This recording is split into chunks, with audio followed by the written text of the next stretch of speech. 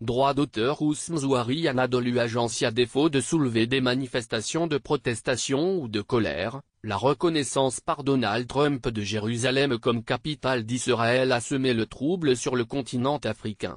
Certes, le Maghreb a réagi par la voix de Mohamed V, président du comité Al-Quds, mais les États subsahariens n'ont pas vibré à l'unisson face à cette violation du droit international.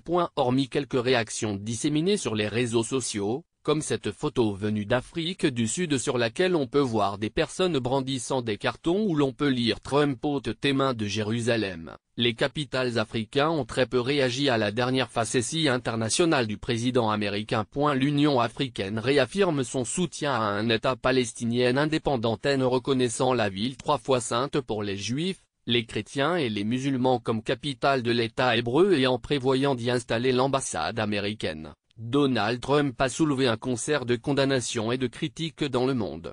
Seul le continent africain, déchiré entre les choix économiques et stratégiques des différents États, selon qu'ils sont proches d'Israël ou des États du Golfe, arabes ou iraniens, a eu du mal à trancher. Dans une déclaration, qui a valeur collective de fait, le président de la Commission de l'Union africaine UA a noté avec une profonde préoccupation la décision du gouvernement américain. Il regrette cette décision qui ne fera qu'accroître les tensions dans la région et au-delà, et compliquer davantage la recherche d'une solution au conflit israélo-palestinien.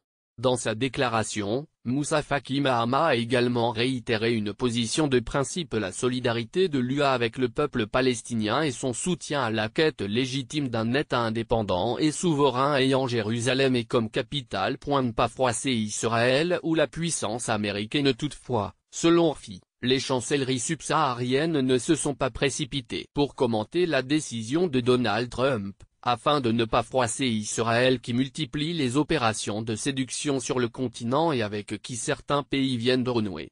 Mais aussi pour ménager la puissance américaine qui va financer à hauteur de 60 millions de dollars le G5 Sahel et prévoit une aide globale de 5,2 milliards de dollars à l'Afrique subsaharienne en 2018. Au nord du continent, c'est le roi du Maroc qui, au titre de commandeur des croyants et président du comité Al-Quds au sein de l'organisation de la conférence islamique aussi, qui s'est exprimé lui aussi de manière collective. Mohamed V a en effet écrit au président américain au nom des 57 États de l'OCI, dont 30 africains, qui représentent plus d'1 milliard de citoyens. Dans cette lettre révélée par le site israélien I24, puis diffusée par l'agence de presse marocaine MAP, le roi exprimait à la première personne sa profonde préoccupation personnelle ainsi que la grande inquiétude ressentie par les États et peuples arabes et musulmans. Vous n'êtes pas sans savoir, Excellence, l'extrême importance que revêt la ville d'Al-Quds non seulement pour les parties au conflit, mais également pour les fidèles des 3 religions célestes. Trump confronté aux organisations internationales. Ce courrier très protocolaire n'a pas empêché la Tunisie de dénoncer une atteinte primordiale au statut juridique et historique de la ville et une violation des décisions de l'ONU, ni l'Algérie d'en appeler, elle, à la nation arabe, la Oumma islamique et la communauté internationale, à se mobiliser pour le respect des droits nationaux des Palestiniens et du statut international de la ville sainte.